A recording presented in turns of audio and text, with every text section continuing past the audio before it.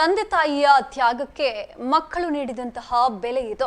ತಮ್ಮ 3 ಪುತ್ರಿಯರನ್ನ ಚೆನ್ನಾಗಿ ಓದಿಸಿ ಉತ್ತಮ ಜೀವನವನ್ನ ಕಟ್ಟಿಕೊಡಲು ಬದುಕನ್ನೇ ಮುಡಿಪಾಗಿಟ್ಟಂತಹ ವೃದ್ಧ ತಂದೆಯೊಬ್ಬರು ವೃದ್ಧಾಶ್ರಮದಲ್ಲಿ ಅನಾಥರಾಗಿ ಕೊನೆಯುಸಿರೆಳೆದಿದ್ದಾರೆ. ಅಂತ್ಯಕ್ರಿಯೆಗೆ ಬರಲು ಸಮಯವಿಲ್ಲದ ಮಕ್ಕಳು ತಂದೆಯ ಅಂತಿಮ ವಿಧಿವಿಧಾನಗಳನ್ನ ವಿಡಿಯೋ ಕರೆ ಮೂಲಕ ವೀಕ್ಷಿಸಿದಂತಹ ಘಟನೆ ಸೋನಿಪತ್ನಲ್ಲಿ ನಡೆದಿದೆ. ಇವರು ಮುಂಬೈ ಮೂಲದ ಮಾಜಿ ಜವಳಿ ವ್ಯಾಪಾರಿಯಾಗಿರ್ತಾರೆ ಶಿವಚರಣ್ ರಾಮ್ ರತನ್ ಗುಪ್ತಾ ಅವರು.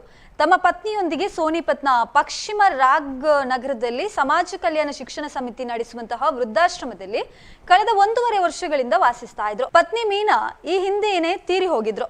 ದೀರ್ಘಕಾಲದ ಅನಾರೋಗ್ಯದಿಂದ ಬಳಲ್ತಾ ಇದ್ದ ಶಿವಚರಣ್ ಗುಪ್ತಾ ಅವರು ಮಂಗಳವಾರ ಕೊನೆಯುಸಿರೆಳೆದಿದ್ದಾರೆ.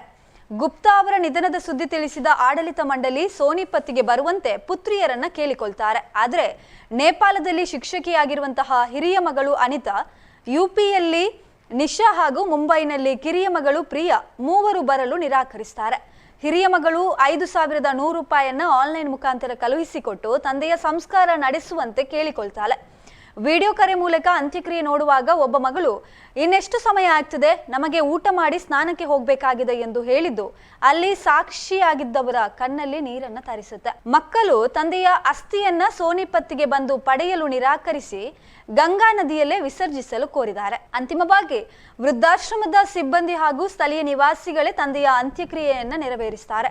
ಮರಣೋತ್ತರವಾಗಿ ಶಿವಚರಣ್ ಅವರು ನೇತ್ರದಾನ ಮಾಡಲಾಗಿದ್ದು ಅವರಿಬ್ಬರ ಕಣ್ಣುಗಳನ್ನು ಮತ್ತೊಬ್ಬರಿಗೆ ಬೆಳಕಾಗಲಿದೆ. ಹೆತ್ತವರನ್ನ ಈ ರೀತಿ ನಡು ನೀರಿನಲ್ಲಿ ಕೈಬಿಟ್ಟ ಮಕ್ಕಳ ನಡವಳಿಕೆಗೆ ಸೋಷಿಯಲ್ ಮೀಡಿಯಾದಲ್ಲಿ ತೀವ್ರ ಆಕ್ರೋಶ ವ್ಯಕ್ತ ಆಗುತ್ತೆ.